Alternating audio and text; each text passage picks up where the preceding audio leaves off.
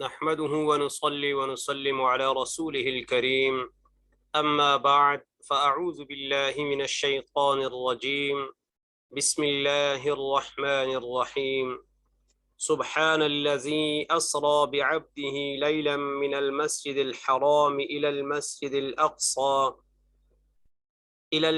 الأقصى الذي باركنا حوله لنريه من آياتنا إنه هو السميع البصير وعن أنس رضي الله تعالى عنه أن النبي صلى الله عليه وسلم أتي بالبراق ليلة أسري به ملجما مسرجا فاستصعب عليه فقال له جبرائيل بمحمد تفعل هذا وما ركبك أحد أكرم على الله منه قال فارفض عرقا آمنت بالله صدق الله العظيم وبلغنا رسوله النبي الأمي الكريم۔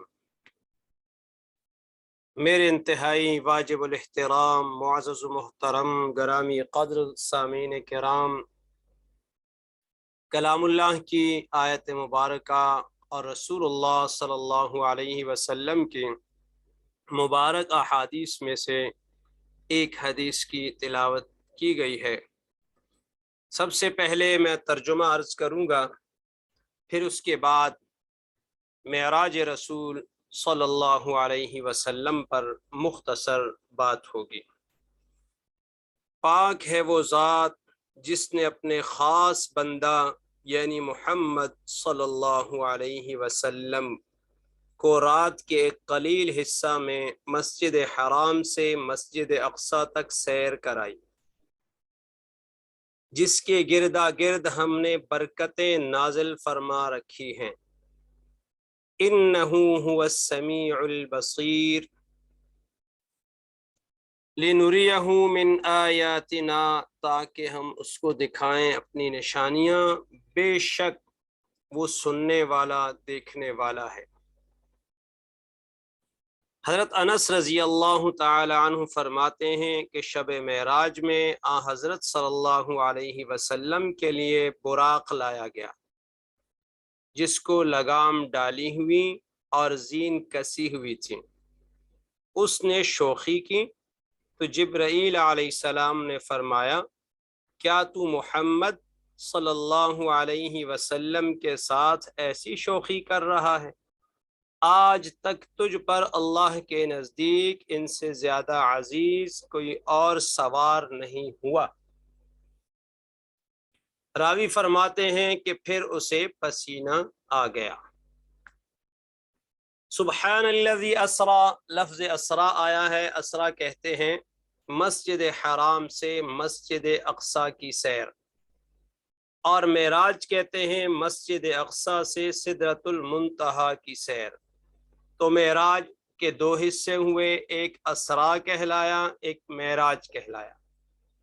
اسرا رات کو سفر کرنا، معراج سیڑھی کو کہتے ہیں۔ مسجد اقصی کے بعد جنت سے سیڑھی لائی گئی، مزید سفر اس سیڑھی کے ذریعے ہوا۔ رسول اللہ صلی اللہ علیہ وسلم اس سیڑھی کے ذریعے آسمان دنیا کے دروازے باب الحفظہ پر پہنچے، تو یہ سفر سیڑھی کے ذریعے ہوا، اس لیے اس سفر کو معراج کہا جاتا ہے۔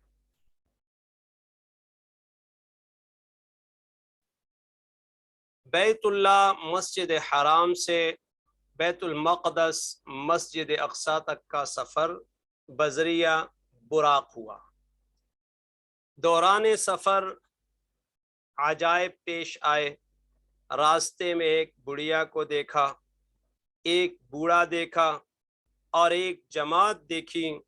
جماعت نے آپ صلی اللہ علیہ وسلم کو سلام پیش فرمایا، جس کے الفاظ یہ تھے، السلام علیکہ یا اول، السلام علیکہ یا آخر، السلام علیکہ یا حاشر۔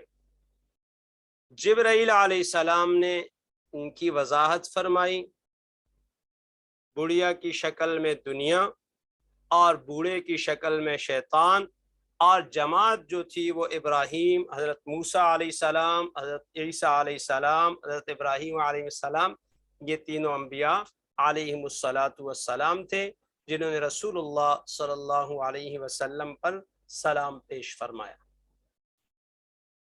مسجد اقصی پہنچنے کے بعد 2 رکعت نماز کی امامت تمام انبیاء علیہم السلام کو کرائی۔ مسجد اقصی کے دروازے کے پاس ایک پتھر کے ساتھ براق کو باندھ لیا گیا۔ مسجد اقصی کے بعد کا سفر جنت سے سیڑھی لائی گئی، اس کے ذریعے باب الحفظہ آسمانوں کے دروازے تک پہنچے۔ آسمانوں پر انبیاء علیہم السلام سے ملاقات ہوئی، پہلے آسمان پر آدم علیہ السلام سے، دوسرے آسمان پر عیسیٰ اور یحییٰ علیہم السلام سے، تیسرے آسمان پر حضرت یوسف علیہ السلام سے، چوتھے آسمان پر حضرت ادریس علیہ السلام سے، پانچویں آسمان پر حضرت ہارون علیہ السلام سے، چھٹے آسمان پر حضرت موسیٰ علیہ السلام سے، ساتویں آسمان پر حضرت ابراہیم علیہم السلام سے ملاقات ہوئی۔ آسمانوں پر انبیاء علیہم السلام سے جو ملاقات ہوئی، اب کس آسمان پر کس نبی سے ملاقات ہوئی، اس کو ہمیں یاد کیسے رکھنا ہے؟ اس کے لیے ایک فارمولہ میں آپ لوگوں کو دیتا ہوں، یہ فارمولہ یاد رکھیں انشاءاللہ العزیز، یہ آپ کو ہمیشہ یاد رہے گا کہ کون سے آسمان پر کون سے نبی سے ملاقات ہوئی۔ فارمولہ کیا ہے؟ اعیاہما، اعیاہما، ابتدائی لفظ الف، پھر عین، یا، الف، ہ، میم، الف۔ الف آدم علیہ السلام، عین عیسیٰ علیہ السلام، یا یحییٰ علیہ السلام، یا یوسف علیہ السلام، الف ادریس علیہ السلام، ہا ہارون علیہ السلام، میم موسیٰ علیہ السلام، اور پھر الف ابراہیم علیہ السلام۔ تو یہ فارمولہ ہوا اعیاہما، یہ یاد ہوں گے تو ہر نبی جن سے ملاقات ہوئی ان کے نام کا پہلا حرف اس میں لیا گیا ہے۔ انشاءاللہ العزیز یہ انبیاء علیہم السلام کے نام ہمیشہ یاد رہیں گے۔ آدم و ابراہیم علیہم السلام نے رسول اللہ صلی اللہ علیہ وسلم کا استقبال فرمایا اور سلام کا جواب ان الفاظ میں دیا: مرحبا بابن الصالح والنبی الصالح۔ ساتویں آسمان کے بعد سدرۃ المنتہا تشریف لے گئے، آپ کو جنت کی سیر کرائی گئی اور جہنم بھی دکھلائی گئی۔ اس کے بعد مقام صریف الاقلام، جہاں قلم کی آواز آتی ہے، گویا کہ مقام صریف الاقلام تدابیر و تقادیر خداوندی کا مرکز ہے۔ اس کے بعد مکالمہ خداوندی ہوا، نمازوں کے تحائف سے نوازا گیا۔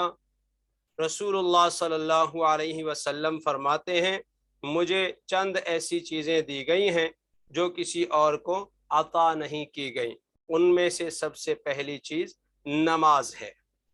سورۃ البقرہ کی آخری آیات ہیں کہ یہ مجھے دی گئی ہیں، کسی اور کو نہیں دی گئیں۔ واپسی اسی سیڑھے کے ذریعے ہوئی، براق کے ذریعے مسجد اقصی سے سفر کر کے مکہ مکرمہ تشریف لے آئے۔ صبح سارا حال احوال سب کو سنایا، مشرکین مکہ نے انکار کیا۔ آپ کے رفیق سیدنا ابو بکر صدیق رضی اللہ تعالی عنہ نے معراج کی تصدیق کی، اسی دن سے آپ رضی اللہ تعالی عنہ کا لقب صدیق ٹھہرا۔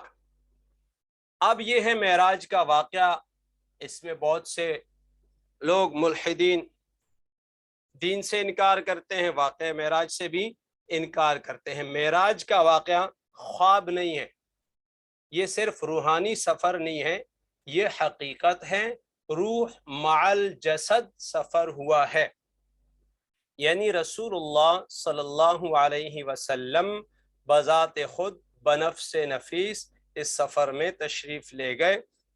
اللہ تعالی ہم سب کو سمجھنے کی توفیق عطا فرمائے۔ وما علینا الا البلاغ المبین۔